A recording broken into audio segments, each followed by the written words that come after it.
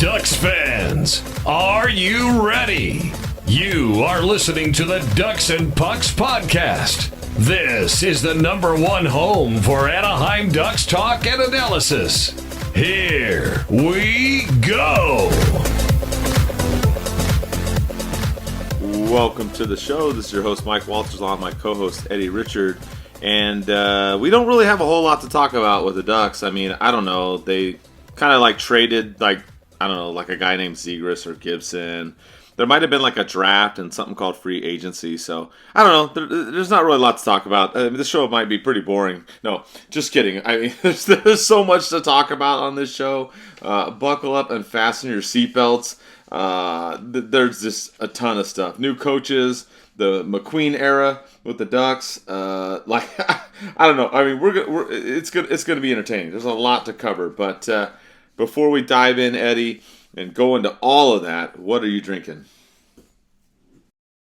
I'm drinking a White Claw. You know what, Mike? I was not planning to drink at all. I've been toning down on my drinking a lot just to kind of make better health choices, meaning trying to lose some weight, save some money. I went to Bullhead, Arizona to visit my mom 2 weeks ago. And we went to Lake Havasu and everything. Everything was going good, Mike. It was a perfect trip. I made some bets on DraftKings, which not really a sponsor this summer, but when we talked about them, I made some bets. I lost my first few. I won all my bets on women's basketball. I have no idea who plays. I know the Caitlin Clark girl, but I was just betting on the plus, so pretty much the underdogs, and I won. I gambled a little bit. I won about, I want to say, with the drinks included, Mike, about $300 something. And I was happy. Fat, dumb, and happy, Mike. I'm driving that Saturday. I came back on Saturday just so I can rest on Sunday. So I'm coming back. I went there for my mom's birthday, but I'm coming back. I see a yellow light. I'm like, oh, you know what? I want to be Speedy McQueen. We'll talk about that later. So I punch on my gas. Boom, the light turns red. I'm like, oh, okay, cool. My bad. That's my fault. So I'm driving all just happy. And guess what, Mike? Those red and blues right behind me. I'm like, oh, and I thought at first they're pulling me over because that's the co-host of DucksNPucks. Let me get his autograph, Mike. And I ended up getting pulled over. I got a ticket. And my whole point of the story is I got a ticket. I'm a veteran. Usually that gets me out of it. But I asked the cop politely if I can I ask him questions. He actually had a video offered to show me, and it was a nice interaction. He showed me what I did wrong, and I was wrong to do that, and it was all my fault, guilty 100%. I did my traffic school rating, got over it, but my whole point of the story is the respect and attitude about it is I laughed it off. I joked around with them. The money I won from Laughlin, Nevada, I gave it to Arizona on the ticket. But other than that, Mike, that's how I've been. That's how I've been going. How about you, Mike? What are you drinking, and what the hell have you been up to?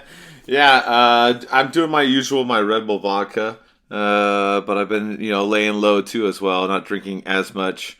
Trying to trim down a little bit. But no, I just had people over. I kind of screwed up. I don't know why in the summer I kind of forget dates and things that happened to the NHL. So I had a party with a bunch of people on day 2 of the draft. And I had planned it way in advance, so I just didn't realize it. But it all worked out because day 2 of the draft got done, and then I had the party, and everything was fine. But I was just like, oh man, that's the second day of the draft, but it was later at night, so it got done. And we'll talk about the draft. There's some kind of things going on with that decentralized draft that I wasn't a big fan of, but we'll dive into all that too when we talk about the show. But yeah. Hey, Mike, remember last year when I came back from the draft and that post-draft podcast I talked about? I met one of the executives from the NHL, and he told me there was going to be something big and different coming this year. I guess this was it, and as much as he kind of geared my excitement toward it, it wasn't that exciting. Yeah, that first day, I mean, like I said, we'll go into it later, but yeah, that was kind of a frustrating thing. I'll talk about that too because I did a live podcast in which I had to wait a long time to do the live podcast, but we'll dive into that in a little bit on the show, and we'll see what's kind of going new for the draft in the future. But let's talk. Yeah. Hey, what's going on with the Ducks, Mike? Like I heard there was some news going on. Like I've been kind of out of it. I've been depressed because I got my ticket and I lost half my money going to that. So I've been really depressed mode. I haven't been following the Ducks. Like I guess there's some trades that happened. I have no idea what's going on. Right? It's been a crazy like week and a half with the Ducks. You had not only Zegras but also Gibson both getting traded. And a lot of people losing their minds in the last week. The Zegras one came out. He got sent to Philly. The Ducks in the return got Ryan Poehling. They got a 2025 second round pick and a fourth round pick for 2026. Obviously Zegras going to Philly, meeting up with Drysdale and D'Lo. Kind of an interesting situation. A lot of reaction on this. A lot of people were not happy about this trade. I felt like there was kind of three groups of people with this trade. There's the people that, if you traded Zegras no matter what, they weren't going to be happy. There was maybe the smaller group of the people that thought, okay, Zegras, maybe needs to change scenery. Let's try and work it out. Send him somewhere else. And then I don't know where you fit, Eddie, but I kind of fit in the middle. I'm not opposed to Zegras being traded. I felt like the value was the question for me. You got a second round pick and a fourth round pick. You didn't get a first round pick out of it. Also, I kind of wanted to see how he was going to do when we got Kreider and being under Coach Q. I thought maybe there would be something there and see how that kind of worked out. And now all that got blown up, Eddie. So what did you think about the Zegras trade? Mike, I had to get drunk. I'm sorry. I was like, holy crap. I called you right away when I found out about that. Like, Mike, what the hell is going on? We had a conversation. I was like, whoa. It just blew my mind. Number one, it wasn't on anyone's radar. I mean, Frank Saravalli, I apologize to you 110 times. You were right for the last 3 years about Gibson and Zegras because it came to fruition this season. So all the times you've been predicting this, I think he was the first, analyst that was ever predicting these trade rumors, and everyone was talking shit about him, including myself. So he's right. But for the return they got from him, I don't mind. And I believe we had this conversation on our group chat, and Thomas was kind of in agreement. He doesn't mind Zegras leaving, but the return was horrible. I don't think the return was what they could have gotten from other teams. There's been rumors that Montreal was involved, or they wanted Zegras. The Dallas Stars, Jason Robo, he's been rumored to be on the trade block. Why not package something with him and make a better thing? But no, you just get a second-round draft pick, which is not bad because Ducks have been actually hitting their marks with second-round picks, and a fourth round in 2026 for what? For Payless? I'm sorry, Paylang. No, but you know what? You're pretty much getting a downgrade. You're getting a pretty much a third line, fourth line kind of center. Is he going to be the future of the Ducks? Is he going to be a game changer and a break? I don't know. Maybe he might thrive better. You never know those grinding people kind of players that kind of can thrive. But on paper right now, Mike, this trade looks horrible. It looks like Philly just took advantage of us tenfold. I'm glad for Zegras. I wish him the best. I think he's a really bright kid. He's really skillful, and I think over there with Rick Tocchet in Philadelphia, especially with Mitchkov and his best friend Drysdale, I think he's going to thrive. He has someone like D'Lo having his back too, Mike. That's important. Zegras can be Zegras and not worry about getting punched in the mouth and having the rest of his teammates just kind of stand around and do nothing. So I think it's a good trade for Philly. As far as the Ducks, I think not to be critical on Verbeek at this point. It's still early in the preseason, if you want to call it that, but it's just a bad trade. It looks bad on paper. It looks bad in the hockey world. I don't think anyone can look at this trade and say, "Hey, you know what? The Ducks won." Yeah, I agree. I don't think the Ducks won this trade at all. I like you said, if there was something going on with Robertson in Dallas, we heard rumors out there that he might be available, and if they were going to trade, Zegras and part of a deal for that, or somebody else, similar, then I'm with you on that. I mean, people lost their mind on social media about this, and I don't disagree, really. There were people that were saying this is like one of the worst trades in the history of the Ducks. A lot of people were not happy when Solani got traded. I saw people bringing that up. I mean, this trade when it came out that it was happening, and then the return, I was kind of like, are you effing kidding me? Like, this is the return, and you're sending him to Philly? I'm like, okay, I mean, I guess. And then I get Verbeek's comments. He's like, well, he should play center. He hasn't done that enough. You got, McTavish and Carlson as your like 1 and 2 top centers.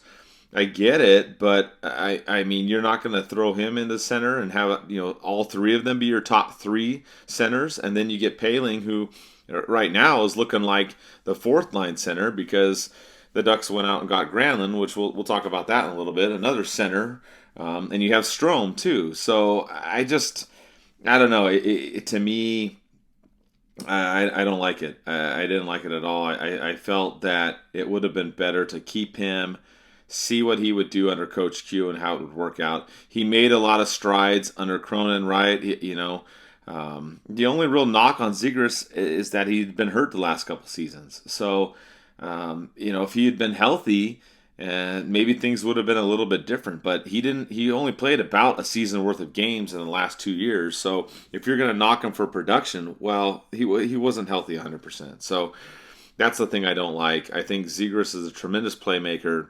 Was still good on the power play. His defense, yes, there were some issues there, here and there. He worked on that. Yeah, I just this trade alone, I'm just not a big fan. I get it. You cleared some cap space, almost $6 million off of his contract, though you took on Poehling too, so it ended up being about a net of like $4 million, and you got a couple picks to turn and flip, but unless you had something in the works, like you knew you were going to get Marner or someone big like that, I think it was a risk. What I would have done is waited, saw what would have happened to free agency. Yeah, you got Granlund now, and then maybe you could have done it now with that. But for me, the timing was also an issue, Eddie, and that's what I didn't like. I wish he would have waited until free agency and saw for sure that we've got 1 or 2 players or whoever we're going to get, and then decide, hey, he could fit in there, we could try him out, and then trade him at the trade deadline next season. So that's where I'm kind of at on that. I just wasn't really a big fan with the way this whole thing went down. No, it was so random too. There wasn't any talk about it. There was no analyst. There was no McKenzie's, Elliot. Well, he's retired now, but there's no like Elliot Freeman, Saravalli's. No one had this on the radar that he's going to Philly, and all of a sudden we wake up and guess what? Zegras is traded. Like, well, what the hell is going on? This is like nuts and crazy. Yeah, I think he should have waited. He jumped the gun. I don't know if the pressure is getting to him a little bit. It kind of seems like it since some of the questionable trades he's been making. Seems like the other GMs are kind of taking advantage of that. It's getting really frustrating, though. It's like, come on. Like, you could at least held off until the draft. You could have held off until free agency. But we've seen other teams get fleeced by other teams, right, trading players like this. You could have talked to other GMs that he's on the block. I doubt that this was the best package you could have gotten for Zegras out of every team in the NHL. There's a bunch of, I want to say all, if not half the teams would have been involved in trying to get Zegras and probably would have packaged up a little bit. But look at Buffalo, Mike, and we'll go and talk about Buffalo's trades a little later, about the JJ trade that they sent over there to Utah, which was more of an embarrassment than the Zegras trade, but you could have done more and gotten a better return, but you didn't. So I don't know what's going on. You felt the need that you had to dump Zegras' salary, which wasn't that bad for a kid his age, and it was just a jaw-dropping. And like I said, there's no one in the Ducks organization, there's no one in hockey world can actually look at this and say this was a good trade. I agree 100%. And you trade away a fan favorite, too. A big-time fan favorite. So, yeah, that was, I'm just with you. I don't have much more to say on it. I mean, I'm not going to dwell on it. I'll just say one more. If they would have got D'Lo back in return, then I would have shut my mouth and this conversation would have been done 5 minutes ago, and I would be like, you're wrong, Mike. Everyone else is wrong, and I'm right. Yeah, I hear you. But yeah, I mean, it's just frustrating, and it was kind of random. It was so weird because Elliot Freeman had put out an article on it, and usually it was kind of funny. Usually he doesn't post articles. He just posts it on social media. But he put out an article and he said that, oh, he's going to be traded within the week. And then boom, an hour later he was gone. I was like, whoa, what the fuck just happened? Like, that was like crazy rapid speed. Like, that escalated quickly. So yeah, and like you said, it had been a rumor for like the last like year or two, and then boom, gone. So that one got done. Then the other shoe, I guess you could say, that dropped was the morning of draft day number 2. Gibson deal goes down, and that one was done, and he goes to Detroit. And Verbeek and his pal Yzerman had been talking. Apparently, this trade was supposed to go down at the trade deadline, but Gibson was hurt at that time. So he ends up sending him to Detroit. You get Mrazek back, and you get 2 picks, a 4th in 2026 and a 2nd in 2027. The Ducks did not retain any salary, which was a good thing on this. And Verbeek talked about this, and he admitted that he had been talking to Yzerman about it, and that it was similar to the Cam Fowler situation where we knew Gibson wasn't happy and Gibson wanted out, and he was trying to find something to work out. This trade, I'm not as upset about with the Zegras one. This one, you and I have talked about this multiple times. I mean, Gibson has been rumored to be traded for the last 4 or 5 years at least. And our big thing we said, it was, okay, when are you going to feel comfortable, Verbeek, with Dostal being the number 1 goalie? He is comfortable with him being the number 1 goalie. But we also said, if you're going to trade Gibson, who's going to be the backup goalie? And we both talked about, hey, he might be looking to get a goalie in return. Lo and behold, here it is. You get Mrazek, a goalie in return. And he talks about him playing 30-something games next season. You know, that way Dostal maybe plays 40-something. You know, it's still 1A, 1B kind of a thing. The Ducks also brought Husso back too at a couple million for 2.2 for 2 years each in there as well. So there's some flexibility in the goalie situation too. If Mrazek doesn't work out and they don't want to keep him, extend him, you bring up Husso, or maybe you trade Mrazek at the trade deadline. So for this one, I thought this one was a better trade between these two, Eddie, and I think it sets up the Ducks nicely. I joked on the Between the Benches podcast that Jesse had me on the day before the trade deadline number 2, and I said that Dostal wears the number 1 jersey and he's number 1 on the ice, and there you go. And then I even talked about, I felt like Gibson was going to be traded soon. I didn't know how soon, but he ended up being traded the next day after I did that live show on day 1 of the draft. So a crazy week, but what did you think about this Gibson trade?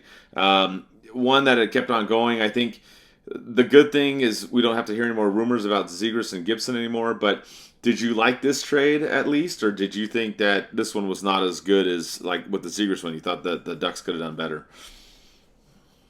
Let me start out by saying like the whole negative first, Mike. I'll drop like my whole negative thing about this. Gibson should have been traded 3 years ago, and the return would have been huge. Yes. I mentioned this on numerous podcasts. There was at one point with Edmonton Oilers and people talking about it could be a kind of a trade between Drysdale and Gibson. The way Gibson was playing and holding the Ducks on his back and carrying him to a playoff spot. The way he was kind of being like an Ottinger, a Halibut kind of goalie at that time.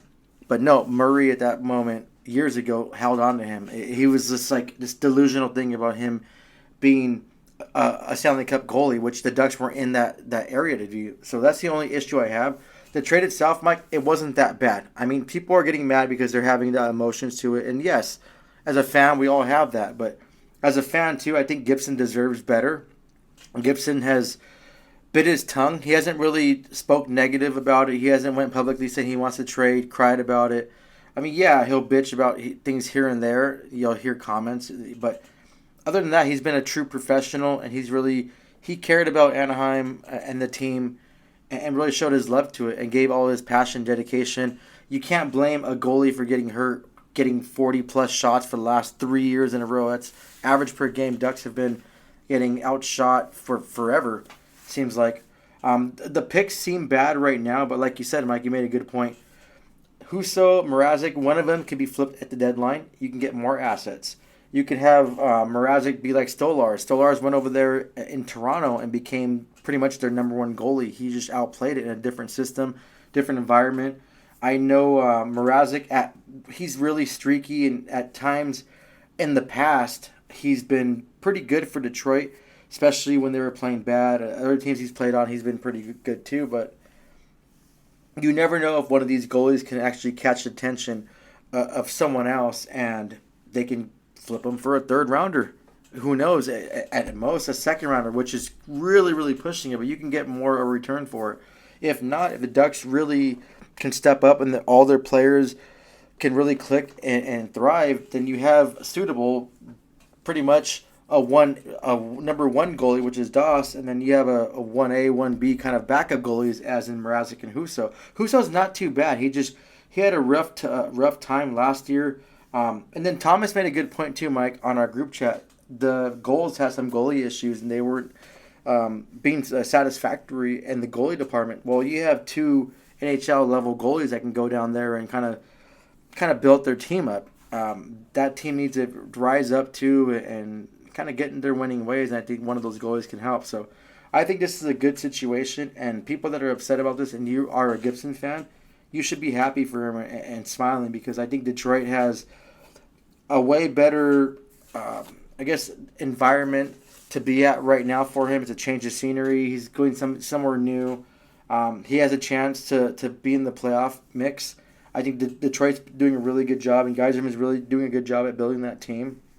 I think they're going to make the playoffs, and not sure if they're going to be a cup contender, but they'll be in a playoff mix. And I think when Gibson has a taste at playoff hockey again, it's going to kind of rejuvenate his whole style of playing hockey. He's going to want to play again. It sucks playing for a losing team where you're just kind of, like I always told you, Mike, you're running forward on a backwards treadmill. It's not going to work out. So I wish him the best. I think the trade was decent. Right now, I don't think there's a winner or loser in this trade right now, and it sucks that we have to cheer for Detroit. As myself, I don't want to cheer for them, but I'll cheer for Gibson, and I hope they have success over there. Yeah, I think you hit on some good points there. I think the fact that he got a new start, he wanted to go somewhere and be the number one goalie. There was a lot of rumors about Edmonton, but he would have had to share the net most likely with Skinner. They talked about Carolina had been a rumored team for a year or two on and off. Elliot Freeman had mentioned that, but you had Anderson there, which, I mean, he could have been reunited with Anderson, which that would have got along. But again, he wouldn't have been that top number one goalie. Now he is going to be that in Detroit. He's got that chance. His media coverage that he did with Detroit, I quoted it on X and posted on there. You can go look at everything he said. You know, nothing negative at all. He wishes the Ducks the best. He thinks Dostal will be great for Anaheim, and he's going to get his chance in Detroit. So I think it worked out overall. Also for the Ducks, don't forget, cap space this season, not a big deal, right? You bring on Mrazek. They only saved like $2 million something difference or something like that. But with Gibson off the books the following season, and then, I mean, who knows what they do with Mrazek, but now you got that $6.4 million free next following year. And the Ducks have their RFAs that they're trying to figure out right now. Dostal and McTavish obviously being the big ones.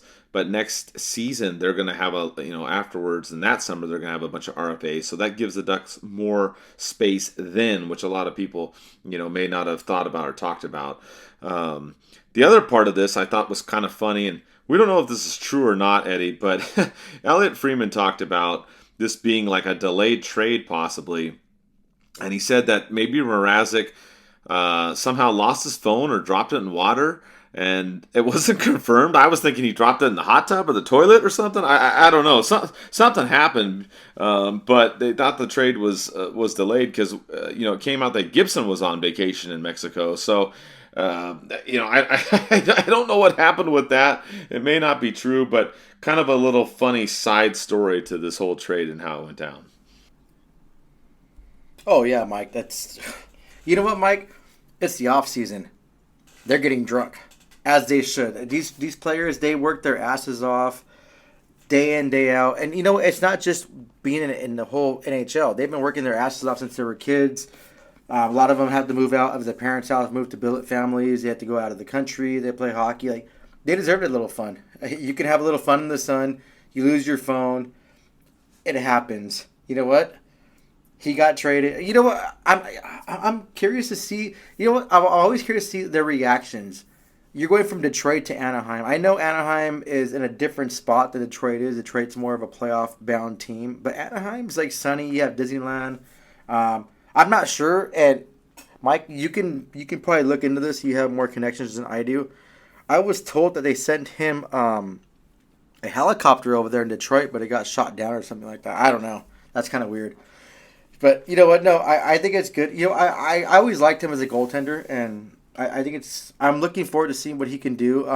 Doss now, he has that mentality as being number one. He's the number one goalie. I think Husso and Mrazek, they both know that. So he's the king ding-a-ling. I think it's going to boost his confidence. It's going to help with the contract negotiations and him signing a longer-term deal, a bridge deal. It's going to be a more fair contract because Anaheim already proved that he's number one, and they're not going to kind of go above that. Like, there's no, like, who's going to take his spot? Mrazek, Talbot? No, there's not. It's like, you're number one. This is your net. You're going to play the 50-plus games or whatever, and you're going to show us what you can do, which we all know what you're going to do. Mike, you mentioned a good point, too, about next season's RFAs. So my little fire-off question that we haven't talked about on the show or in the script, if you are Verbeek right now, besides kicking yourself in the ass for trading Zegras for Pebbles, who's the one RFA that you would want to get signed right now? And how much would you give him? Right now. Sorry, Mike, I put you on the spot. So. Yeah, I'd have to do some more research. I mean, who you're talking about at the end of this season or next season? At the end of this season, and when there are the RFAs that are coming up, you have Cutter, you have Leo, you have Lacombe. Yeah, but Zellweger. I know that's tough, man. I mean, if you had to pick one right now, it's like you had no choice, or you have to go and put a Kings jersey and cheer for them for the rest of the season. And we'll get who would you want to sign right now? Yeah, and we'll get to that too because there's some former Ducks on the Kings now. Sadly, I'll hold that one. Man, a hypothetical gun to your head. You have to sign someone right now. Who would it be? Yeah, you're talking about RFAs. I think for me it would probably have to be Leo Carlson. Yeah, that's who I would go with. It would have to be Leo or Cutter. That's who I'm looking at. What about you? Lacombe. Yeah, that's the other one too. It has to be one of those three. One of those three for sure. I think defense is a lot harder to kind of produce, and Lacombe seemed to blossom organically after getting more time and more responsibility. I'm not saying playing offense and what Leo and Cutter does are easy, but Lacombe, just the way he can simplify the game, he kind of made the game come to him, and he didn't go to the game. That's what I like to see about him last season. He was just, and no one knew. And you have different analysts, different podcasts, like, oh, this Jackson, just Lacombe. Like, everyone's like, who the hell is this kid? The way that he just was calm, cool, collective, was physical, got into the great areas. He scored good goals. He created good opportunities. But the best thing is he played a two-way defensive game, and he blossomed offensively. So if I had that question that you would have gave me, Mike, and I apologize, Mike. I know I threw you on the spot and threw it on you like that, but it's always fun. It'd be Lacombe for me, hands down. Yeah, I don't think you can go wrong with that. I mean, and like I said, Carlson and Cutter would be probably the other two, the top three for me, for sure, to look at and see. But yeah, I mean, the Ducks do have flexibility. That's what we're looking at right now. I know a lot of people aren't happy with necessarily the signings and tradings and things like that, but that's kind of the situation. And we'll dive into the free agency in just a second and talk about that. But before that, the Ducks had the draft. That was kind of really the draft was kind of crazy. Anaheim stole the show on there. They went freaking nuts. It's still going on. Yeah, the Ducks went nuts. I think McQueen is still on a helicopter to like Disneyland World or something. I mean, I don't know. He he ended up getting drafted 10th overall, which not really a surprise, I guess. A lot of us thought of that. A lot of people out there thought that he would be there. I was put on the spot on the other podcast, Between the Benches. They asked me. I came on during the 9th pick.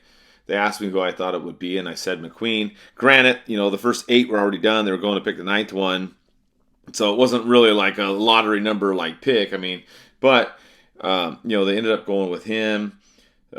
Crazy fanfare with that. He flew, went to Disneyland right after that. He went to the Angel game the following day. He was on a boat the other day. He was all over the place doing all this stuff, going nuts. He's wearing number 95 like Lightning McQueen in the movie. It was just crazy fanfare for McQueen. So day 1 of the draft was a very good day for the Ducks. Ending up getting him. Apparently, there were other teams that were trying to trade up above the Ducks that they wanted McQueen. They all knew that was a Verbeek type guy, and he wasn't going to go, and it all worked out. So that was good. I thought day 1 started out very good and emotional. You had Michael Schaefer, as the first overall pick. And the Islanders giving him the jersey with the cancer ribbon and his mom's initials on there. Holy shit, man. I was getting teary-eyed watching that. So I thought that was a fantastic moment. The decentralized draft, Mike, it was fun.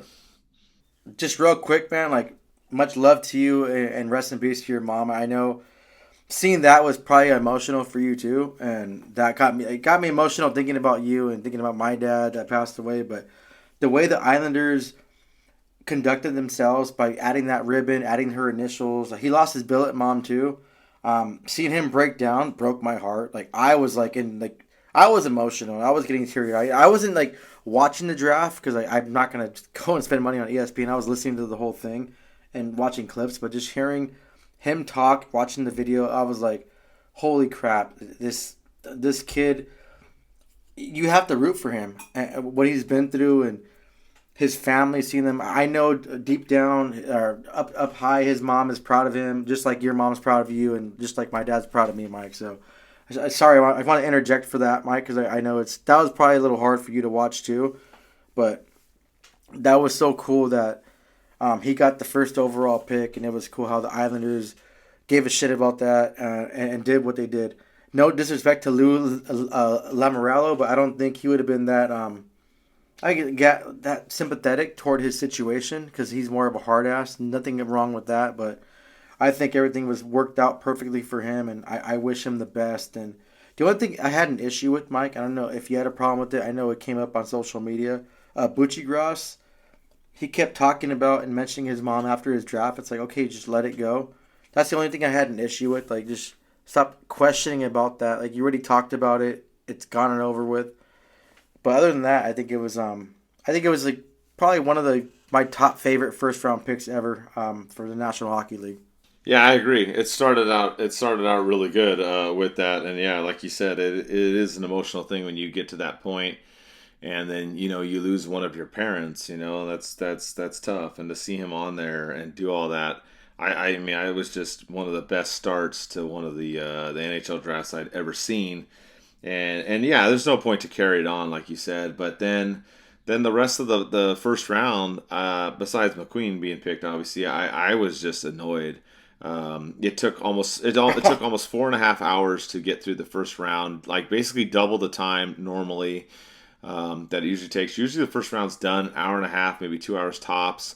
I don't care about the decentralized thing because I saw people on there saying, well, the teams voted for this is what they wanted, and yada, yada, yada. That's fine. But Gary Bettman's is the commissioner, and the way the format was run was piss poor. That it was 5 picks in the first hour.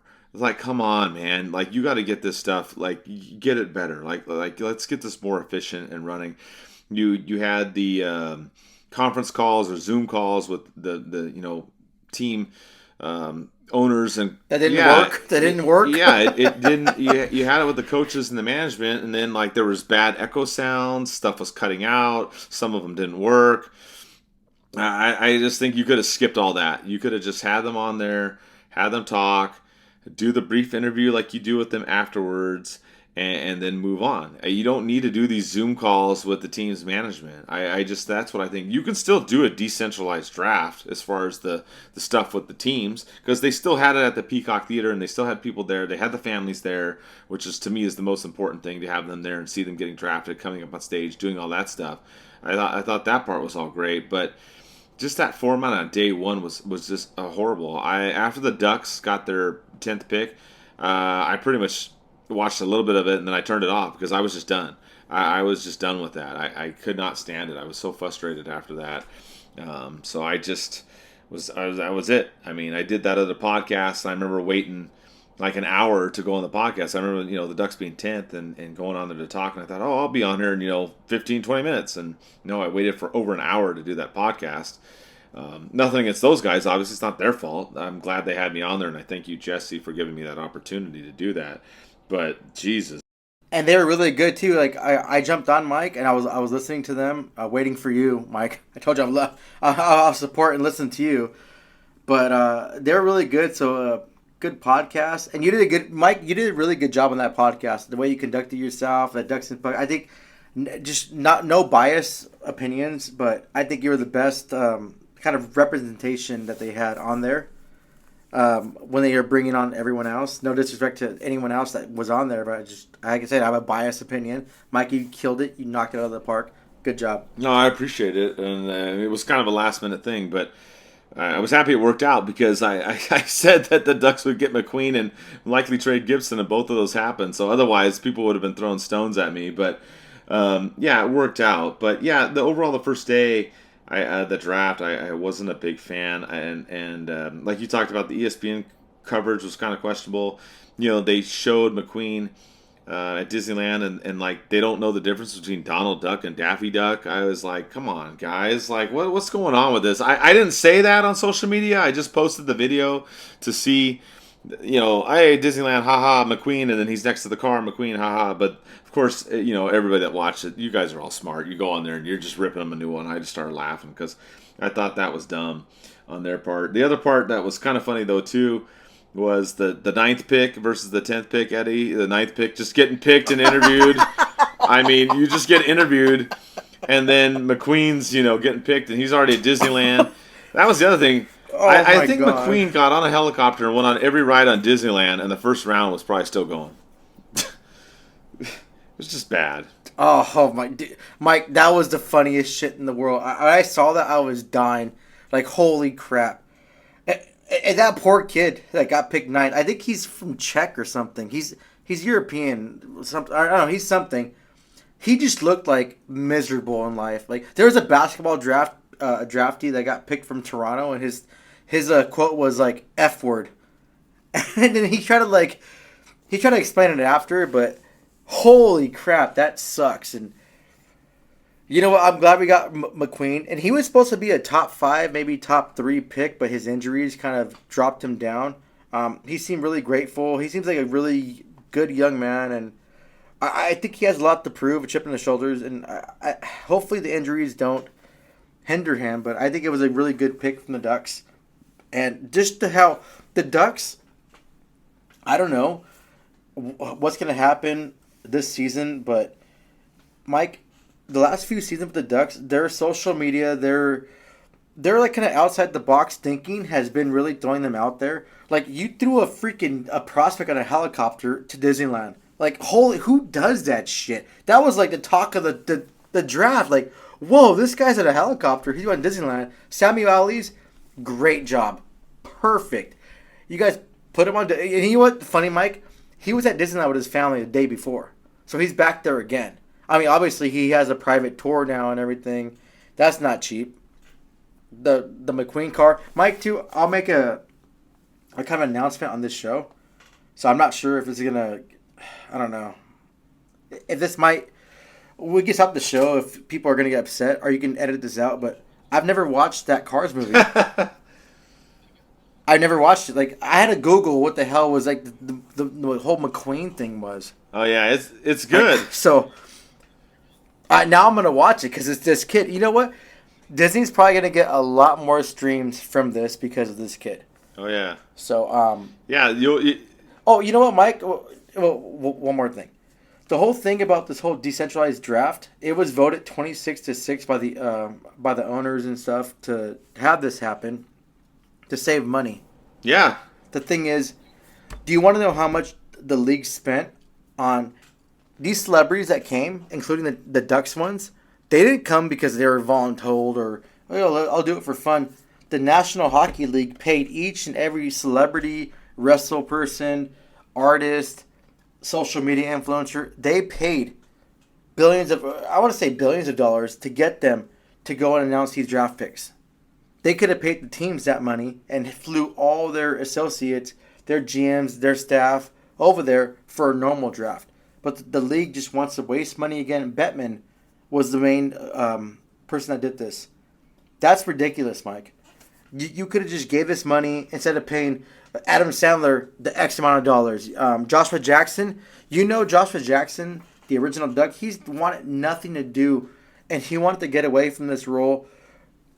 He said it for numerous years on interviews and everything. You guys can go YouTube it, whatever.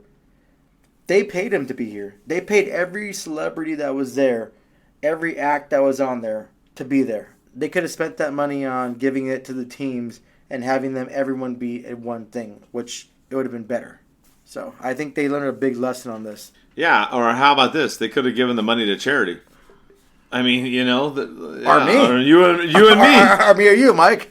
Our Ducks and Pucks. Yeah. No, you know what, Mike? You're right. Charity would have been a good thing. All that money you spent on celebrities that have, and I'm not knocking celebrities. They work their asses off and they have to sacrifice their privacy and everything. I get that, but that money could have been spent something better. Like charities for me, OC Animal Care. I love animals, so if you want to donate, go donate over there. But I think it was a big waste of time. It was a big clusterfuck. I'll throw my first F-bomb on the show. We have a long show, Mike, so I say two of them. But I think it was it was an hour, and there was only the fifth pick that was mentioned in 1 hour. I'm like, whoa, what's going on? Like, dude, this is dragging. Yeah, I mean, it dragged. It really did drag. And yeah, they had to pay all those people and everything. And I know that some people are like, oh, well, the teams voted on this and all that. I get it. But Bettman's the commissioner. He could have done whatever he wanted. So, I'm really curious to see how it goes next year and what they do. But, in terms of the Ducks, I think that they had a really good draft. We're not really going to dive into all the picks that they did. Thomas did a really good job writing an article on them. You can go look at it. We got free agency and tons of other league news to cover, so we're not going to really dive too much into it other than they drafted all tall players. Everybody was 6 foot or taller, which was not a surprise. The only thing that was kind of weird is I don't know why Eddie, but Verbeek likes left-handed defensemen. He got a lot of those in the draft too. So I don't know. That was the only thing that was kind of weird there. But I thought it was a good draft overall for them. A lot of you had questions about McQueen. Where is he going to be next season? If he's going to be in the AHL, if he's going to get the Ducks in the playoffs soon and whatnot. I don't know. We'll have to see when training camp comes out. The way that the roster looks right now. You got Seneca, too. That's another player that you got to look at, too. And we'll break down the roster in a little bit after we talk about free agency and Granlund, how he fits in there. But, I'm excited for him. I think Verbeek's kind of patient. He might not rush him. There's some other players out there, and we might as well just dive into the free agency. Well, wait. Yeah. Can we back up real quick on the draft? I do want to mention, Mike, too, fun stories. That Brady Martin kid, I think he was 5th overall. He didn't show up to the draft. He was over there farming with his family. Did you see that? Yes. Oh, my God, Mike. That was funny.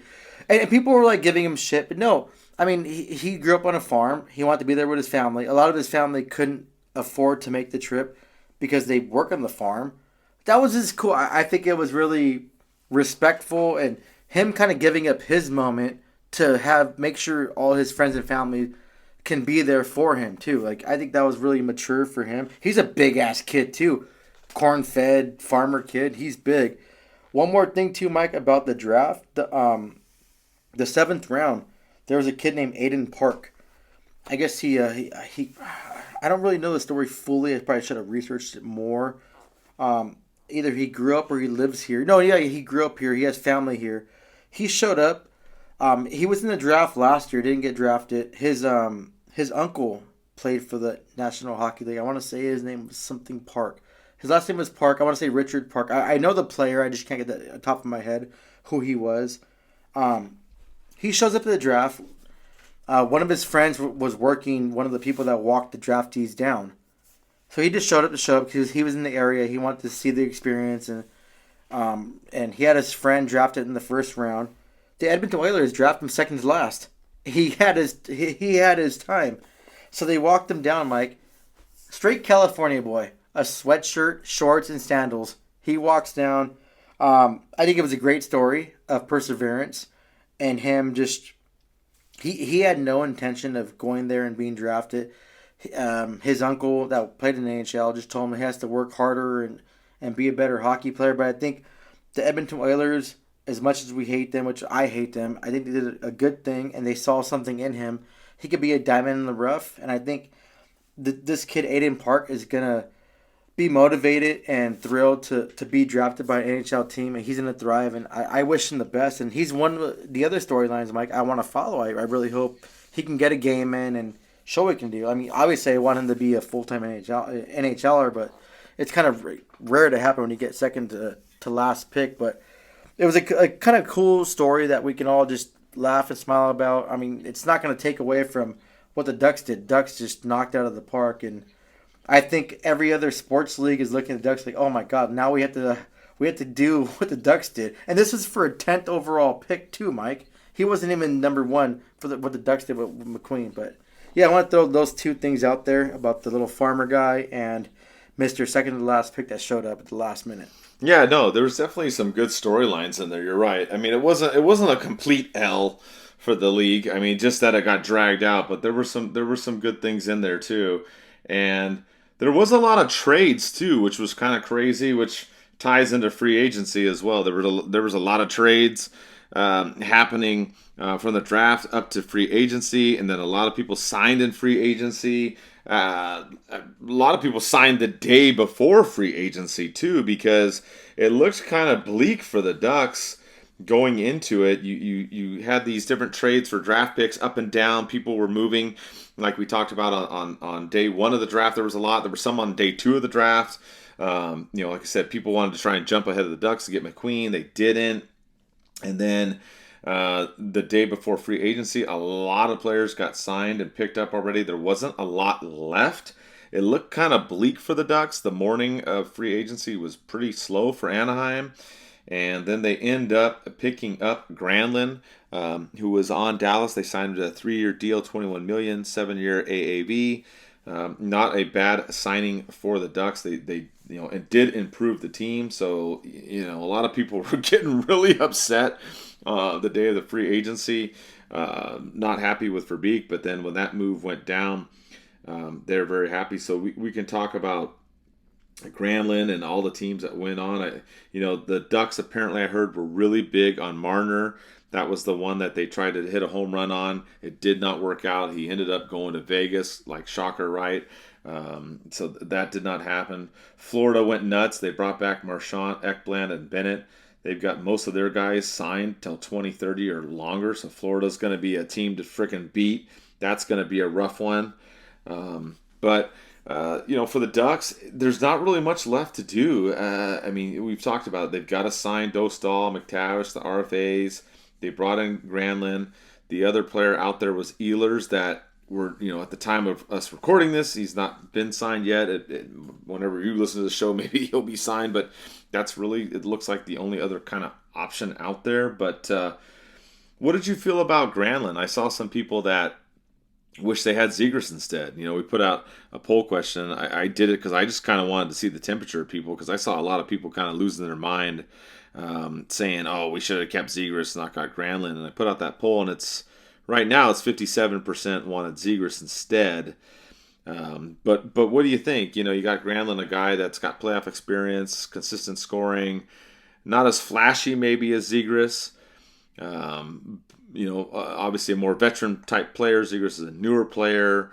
There's some positives and negatives in there. Granlund's a better face-off guy than Zegras. How do you feel? What do you think about Granlund? And then, should the Ducks have kept Zegras and then brought on Granlund? Like that whole discussion. How do you feel about the Ducks getting Granlund?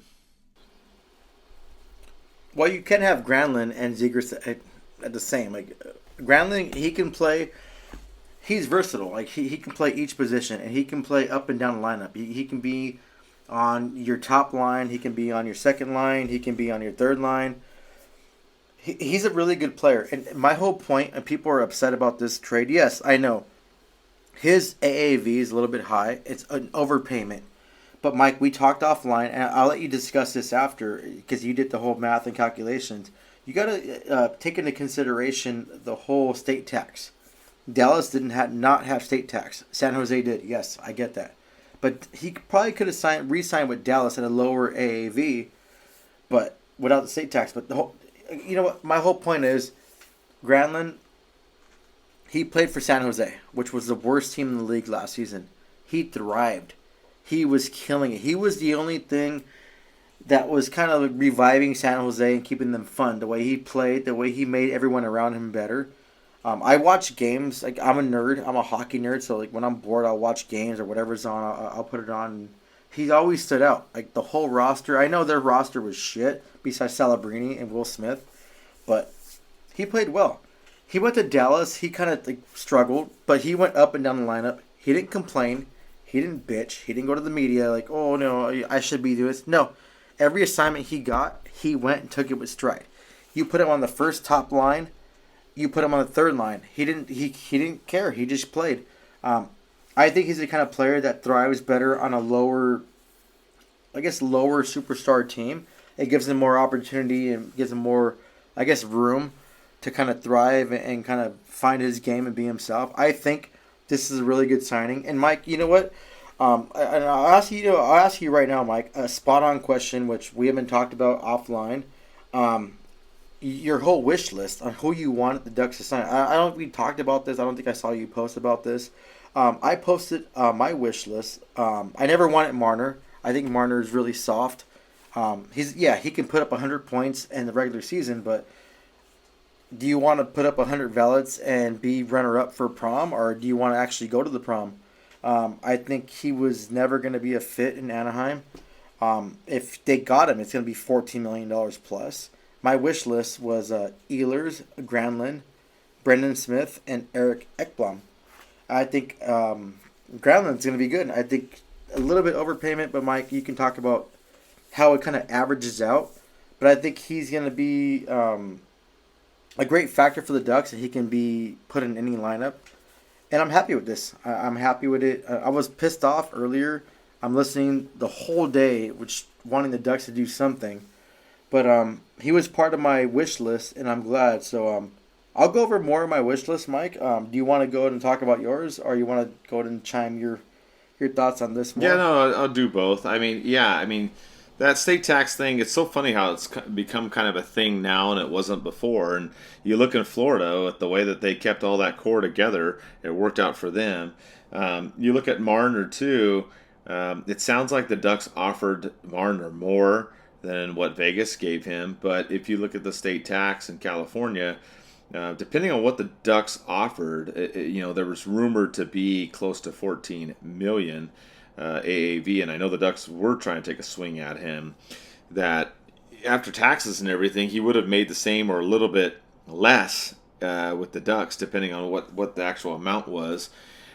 So you make the same or a little bit less, and you're going to Vegas. I know a lot of people hate Vegas and are pissed off at them, for their LTR shenanigans and all the other stuff they do, and they keep winning. But I mean, if I'm a player, I'm going to one of these teams that doesn't have the state income tax. I'm going to Dallas. I'm going to Vegas. I'm going to Tampa Bay. I'm going to Florida.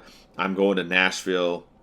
Even in Washington, they have no state income tax. With Seattle, that's one that a lot of people don't talk about, which they're not quite there. Yeah. I was looking it up today and researching. I was trying to think of other states that have NHL teams. That was another one, but that doesn't get mentioned as much, right? Because Seattle hasn't. They're new and they're not super competitive yet. But anyways, I mean that's the thing. I would look at those teams, so I don't blame them. And if with Granlund, it's the same thing. At the state income tax here, $7 million. he probably would get about $6 million with the state income tax. So, which is not an unfair deal with him. You and I talked about it before the show. We thought maybe 5.5 or a little bit north of that would have been a good deal for him, especially with the last 2 seasons he had in Dallas. 23 goal season, 60 plus points. I am happy with them getting him. I think he's going to help the power play.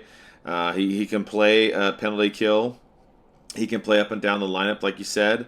I wrote an article. It depends on if Verbeek's still big on McTavish and Carlson being the top 2 centers, then maybe he plays the third line center. But he can play wing too. So I mean, you got options with this guy. His defense is a little bit not so great. That's something that's a knock on him. But Zegras' defense wasn't so great either. Granlund is more consistent, I think, than Zegras. Granted, Zegras was injured last 2 years. But you've also seen Granlund play in the playoffs. He had that hat trick against Winnipeg in this playoffs, and he's a guy that'll go into the dirty areas and is physical. And that's what Verbeek's looking at. He's looking at guys that'll improve play, that can play in the playoffs, but will also improve power play, penalty kill, guys that are tougher. Zegras is also terrible in the faceoff. He barely wins faceoffs. He's at 40%, which is god awful for a center. Granlund was 66% last year, and he's just under 50%. I know some people think faceoffs don't matter, and that's fine. If you don't think that they don't matter, that's cool. But I like to look at all aspects of the player and everything. I don't like to just say one stat doesn't count. They're all important to me. But with Granlund, the knock on him is his 5-on-5 game. His defense isn't as good. So, there's pluses and minuses. I wish they would have had both. I really do. But I'm thinking right now that the way that it looks is this is going to be a guy that's going to help the team. It's really just a matter of how much they can push these guys into a direction of playoffs. So that's what I look at. In terms of who else is left out there, like you talked about, Eddie, I mean, Ekblad was one I really wanted, and then he ended up staying in Florida. Bennett was another one that we joked about on the last show because remember everyone was like, "Oh, he's available," and they were like, "Oh, it's the middle of the Stanley Cup playoffs, like GTFO, like hello, like they haven't even finished the Stanley Cup final before if he's available or not," and he ended up not being available. So, and Ehlers is the other one that you mentioned. That's one I'm really curious to see where he lands. Like we said, at the time of recording this, we don't know where he's landed yet, but. That's really it. The funny thing is all the other guys that we kind of talked about all went away. You had Perry going to L.A., which blew my mind. You had Dumoulin that was out there as maybe a possibility, went to L.A. And then Kane and Taves, they both didn't come. I wanted him back. Yeah, and then Kane and Taves didn't come. Neither one of them came, even with Coach Q, so I was kind of surprised. So that was kind of interesting. Yeah, but Mike... Yeah. I mean, Kane, I wanted Kane to come because it's Kaner. He's probably one of the second best American players in the world, minus Mike Modano. Taves, I didn't think he can be valued to the Ducks. I never wanted. Yeah, he's the face of a franchise, and his wins, that's different. But I never really wanted him to come, so I don't think it's a big shocker. Kane, that would have been cool, just to sell jerseys and things like that. But I really didn't think he was going to leave Detroit. Yeah, and he didn't, and I'm with you too. Then apparently Verbeek, there was some report that Verbeek didn't even reach out to Taves. So, I mean, whatever. Maybe he didn't. Maybe Coach Q did. I mean, who knows? All these. There's been conflicting stories too with some of this stuff lately of who Verbeek's talked to or talked about trading or not. I've seen mixed reports, so I don't really go by that as much. Sometimes, I just more curious of what actually ends up happening at the end result because there's all kinds of rumors all the time, but. I'm happy with the team. I mean, I think they can make the playoffs. If they can go get maybe one more guy, that'd be great. But as they are right now, if they could land Ehlers, that would be fantastic. But I think the other one that you got to look at is Robertson. That's the other one too. If they can go out and get him and trade someone and pick him up, we talked about on defense is you got Hellison, Minchikov, and Zellweger. Are one of those guys expendable? Because I think with Zegras, I think Verbeek didn't like Zegras' overall game. He didn't have a strong 200-foot game. And I think maybe he might look at those guys on defense and see if he can offer one of those guys up to Dallas to get Robertson. That's kind of the other one I'm looking for too. If you don't get Ehlers, then okay, you're going to try and make a run at Robertson or somebody similar like that. we'll have to see. But I mean, I am happy with the way the Ducks have done. I'm really happy, actually, and this is kind of funny. I'm really happy about the coaches. The Ducks announced the new coaching staff, and I think the coaching staff is what's going to be key with this team. The Ducks got Woodcroft, who was trying to get an NHL head coaching job. He's going to focus on the Ducks power play. He was with Edmonton for a while. You got Ryan McGill, who did outstanding penalty kill work with New Jersey and Vegas, having those guys in like top 5 penalty kills for most of their time when he was there. So he's another guy that looks good. And then you've got Andrew Brewer they brought in as a video coach. And then you've got Josh Manson's dad down in San Diego helping improve the defenseman down there. And then Mike Babcock's son, Michael Babcock, who's a big guy in power play and defense. So I feel that was a huge win for the Ducks is the coaching staff, which may not get talked about as much, but I think that's a big win. I think Verbeek did an overhaul on the coaching staff. You've got 2 head coaches behind the Ducks bench now, and you've got guys connected family-wise through the team. So I think the coaching thing, that if the Ducks don't make any more moves, the coaches may be the thing that pushes this team into that playoff realm, obviously besides the addition of Mrazek, Kreider, and Granlund, Eddie. Hey, so Mike, you think this team's a playoff team right now? I want to go and rewind what you just said. You made good points too, and the coaching staff argument and the thing you made, Mike, the coaching staff, perfect. I think it was one of the best things the Ducks did this whole offseason. But let's rewind on what you said. You think this roster right now is a playoff potential team? Because right now I think we have disagreements on this. I don't think so. Oh, my lisp is coming out more. I hate that. but I love everything you said about the coaches. And the best point you made right now, which fans don't understand, we have 2 head coaches. One's an assistant coach. And every coach we have behind the bench now has success, including the ones in San Diego now. The former Ducks, Dave Manson. We all know that name. Josh Manson's dad. We all know it's a Verbeek kind of coach he brings in. Dave Manson's a physical player. He's someone you don't want to mess with at the bar. But Mike, you said this team right now on paper, they can be a playoff contending team. Let's go back on that, and let's debate on that real quick. Yeah, I think that they can make the playoffs, but if they do, it's where they're at right now. I think it's the wild card realm. I don't think that this team is a team that's a contending team. I know that they talked about getting a team that would win, and the Sammy always want to spend all this money and do all that. I don't see that. So that's one thing. I'm not saying that they're going to get in there and be top 3 in the Pacific, have home ice. Oh yeah, I get that. I think are they closer to making the playoffs and can eke in as a wild card? I think that's where they're at. But could they barely miss? Yeah, that's the only thing. I don't see. I see an improvement on this team in terms of players. I see an improvement, but it's a small improvement. I don't see a significant improvement because you traded away Gibson and Zegras, you added Mrazek, you added Granlund, Kreider. Okay, I see how Verbeek is improving special teams. That seems to be his big thing with the coaches and the players. He's really big on penalty kill and power play. But we've talked about this too. The Ducks 5-on-5 play has been garbage the last couple of years. And I don't know if he really fixed the 5-on-5 play. You look at the analytic numbers, you look at the goal plus and minus and all those different stats. Like we said, we like to look at all the stats, not just, 1 or 2 or exclude 1 or 2. But if you look at them overall, even number stats, the Ducks aren't that great. I mean, I don't know. I think Kreider can help with that. Granlund might hurt a little bit. So, yeah, I'm happy about what's gone on so far overall, but cautiously optimistic is the way I would put it, Eddie. Yeah, well, I'm like, whoa.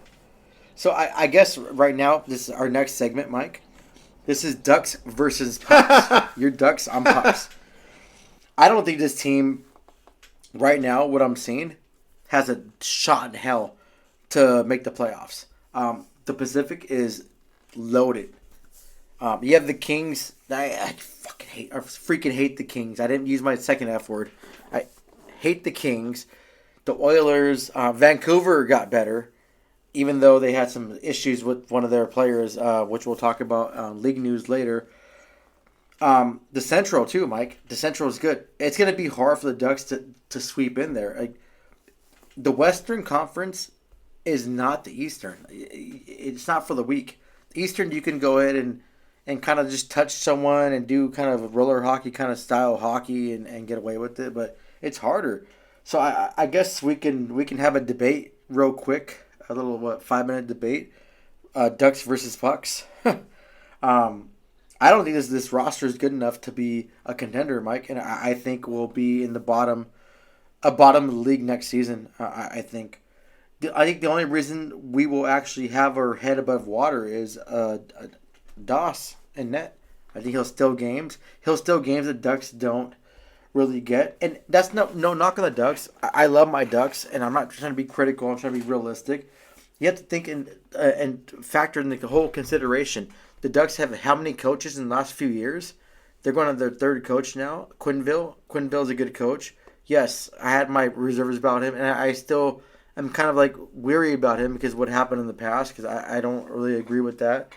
But after everything I've been reading, and we've talked about Mike, and actually interviews I've heard, I think it's something that we can move past, and it wasn't necessarily his kind of doing in that. But this team has to learn a whole brand new system, Mike. Like, I'm teaching you how to spell the alphabet backwards. I can't do that. I know back in the day, way back in the day, like, you got pulled over for DUI, you had to say alphabet backwards. I can't even say the alphabet forward without singing it. Like, but you really think that this team can actually go to a wild card spot, number 2, and make the playoffs? Yeah, I think that they can, but the problem is in the Pacific, you already looked like you talked about. Vegas got Marner, the Kings reloaded, Edmonton's still in there. So it is going to be tough. You're right. In the Western Conference, it's hard. You got your boys over in Colorado still doing their things too. They're going to be in the mix as well. It is going to be tough. It's going to be very tough. I think that they could eke it out, but I do feel that they need to get another player. I think if they really want to make this like win now mentality, they got to go get somebody. They got to do something. If it's Robertson, I know we talked about Natchez a little bit. I mean, something. They got to go get somebody. They got to get somebody that's a complete player that can score and play good 5-on-5 hockey. That's what they're missing still. They're still missing that. Without that, they're not going to be this win now team. They aren't. I think that they can try to eke it out, but the Pacific Division's tough, man. It's very tough. I mean, even the Sharks are starting to get more players and do things and try and build up. I mean, I know they've had it rough for a while. And they're looking good, and they're looking really good. So, I mean, it's tough. You don't have a lot of, like, necessarily, like, bottom feeder teams in the Pacific or even the Western Conference. So, I think that they made steps in the right direction that they can get there. But I'm afraid, Eddie, that they're going to do what we talked about last year, is that they can make a push, make 8th, they play whoever the first round, number 1 seed is, and then get smoked in 4 or 5 games. That's what I'm afraid of with this team. That's where I'm at. I don't want them to make the playoffs if that's the case, but I think they're still not quite there yet. Especially looking at this forward looking at the forward lineup. I mean, all you added was Kreider and Granlund, and Zegras is gone. So I mean, did you really improve the forwards that much? I don't know. I don't know if they did. I'm sorry. You got Paling in there too. I mean, okay. So I mean, you got swap those two out. I don't know. I mean, you got Kreider, Granlund, and Paling. Oh. So you got those 3 added in the forward lineup, right?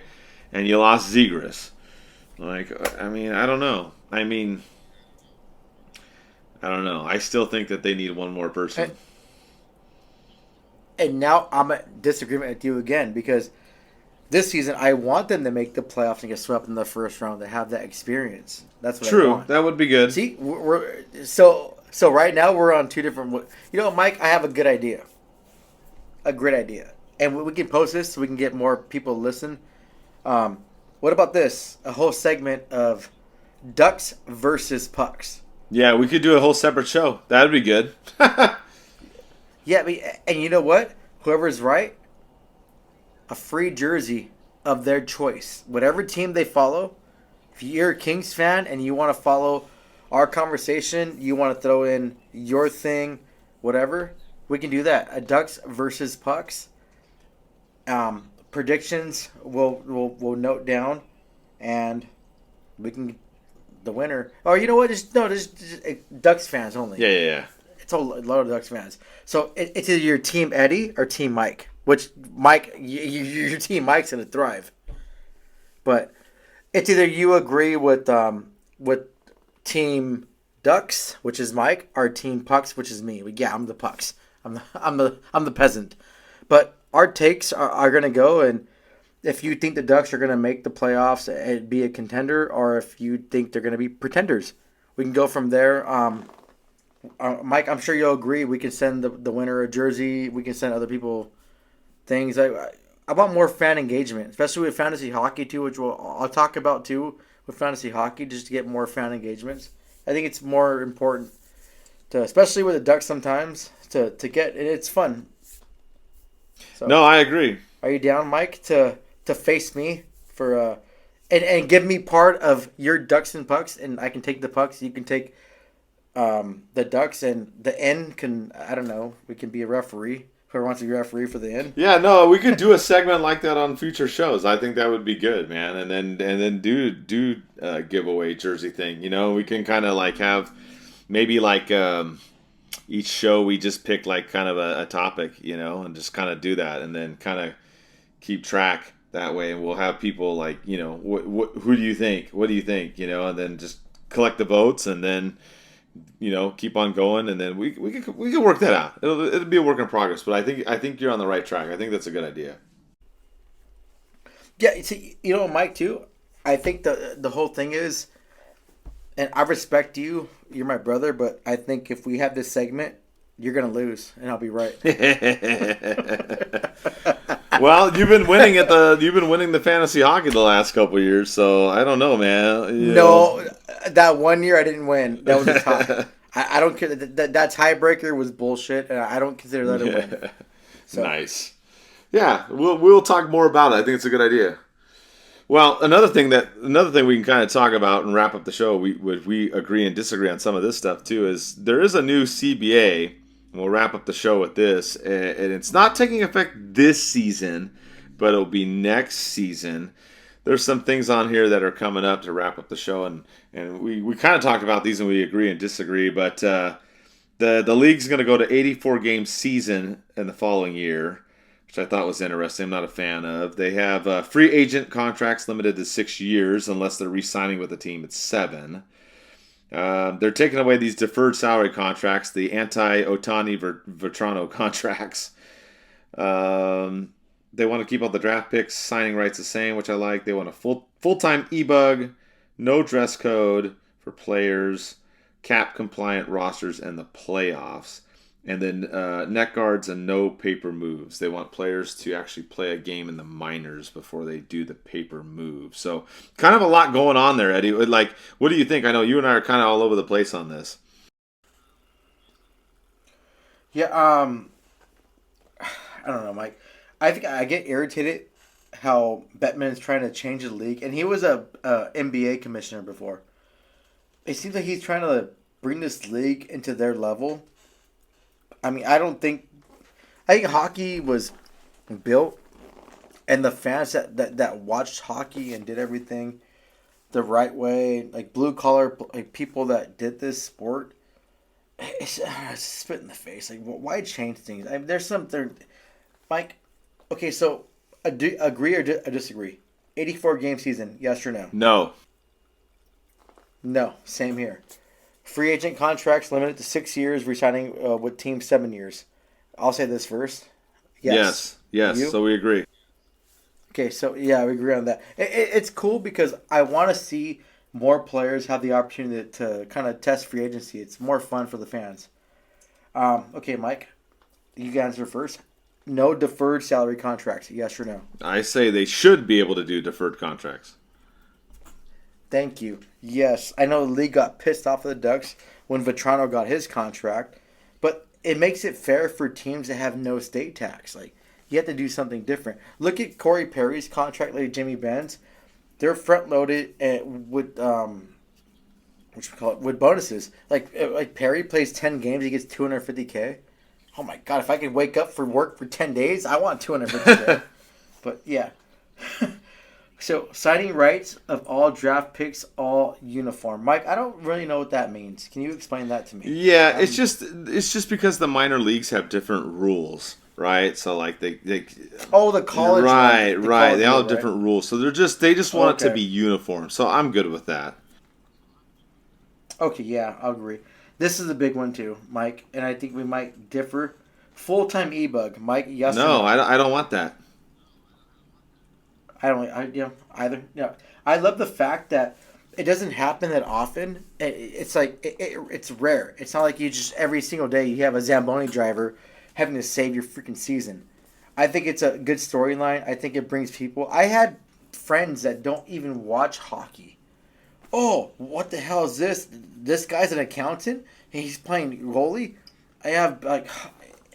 I think it's the best storyline in hockey when you can bring someone. I think Scott Foster was the Ducks' last one, Mike, that came over there, and he saved the Ducks. I think this is really bad for the NHL. They're doing this. It's just stupid. Next one, Mike. I think this is really going to be controversial for a lot of people. But no dress code, yes or no? I think they should still. I think they should still have some kind of dress code. So you first, why? I just think that they should because, I mean, what are we going to do here? Is it going to be a free-for-all? Like the NBA and the NFL, I feel like, what the hell, dude? Sometimes these guys show up like all wearing all kinds of crazy stuff. And I'm not saying that they got to necessarily wear a suit, but I think there's got to be some kind of guidelines or rules. This is just like free-for-all. I don't agree. Same here. Austin Matthews, Patrick Laine. Those players like that dress like clowns, I don't agree with it. And people are like, oh, old masculine club. I'm 36 years old. I'm not that old. And Mike, I'll throw this out there right now, which I haven't told anybody. There's one player that I went to high school with that plays in the NBA, and he still goes to the court in a suit and tie. He's old school. He still does that. And I think this whole dress code, once again, Bettman is trying to not degrade, it's not the right word, Mike. He's just trying to bring down the National Hockey League to basketball's level, but you can't do that. You had the fans that were there from day one where you had no fans at all. You almost went bankrupt. If you want to go look it up, you can. I think it's a really bad situation, and I really hope that some players rebel against this and wear those suits and ties and have that professionalism, because number one, you're athlete. Or, I'm sorry. Number one is professional. Number two is athlete. So, yeah. Let's move on, Mike. Playoff rosters must be cap compliant. This is one thing we might sort of disagree on. Yeah, this one, I feel like this is the anti-Vegas rule, right? Or some of the teams. So, I don't mind if they expand the cap in the playoffs. But yes, but there's still got to be some kind of limit. Yep, and I don't have anything to say. I think Mike hit it off the park. The expansion of the cap, that was cool. There's two more. No more paper moves. Players must play a game in the AHL. I'll go first, Mike. I think it's bullshit. Yeah, I agree with you. I'm not a fan of that because the paper moves are used a lot of times. Sometimes teams have to do it out of necessity. I get it. Some teams do a lot of it, but I mean, the fact that you're telling them that you have to, go play a game in the minor league for it to be a paper move and then come back, I don't know. I just think that that's kind of silly. I think that that's going to create some logistical nightmares for some teams. Yep, it's dumb. And final one, and this is a personal friend of mine. Text me.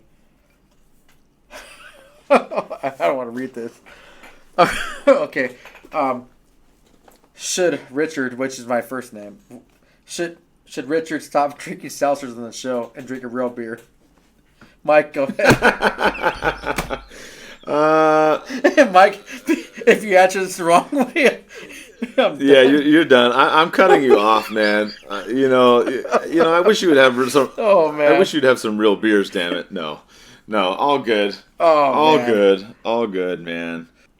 And he said, don't mention his name. You know what? Shout out to you. Thank you for listening to the show, man. Like I still appreciate you for the question, but no, I'm gonna keep drinking seltzers.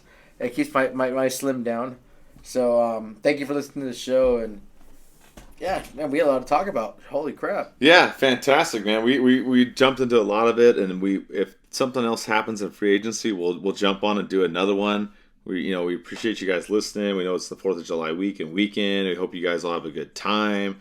Appreciate all the support. We didn't have an ad read this time, but we're still part of the Hockey Podcast Network. We're also part of the Old City Sports Network. You can check the description box for those discounts. So, again, thank you guys for the support, and let's go Ducks.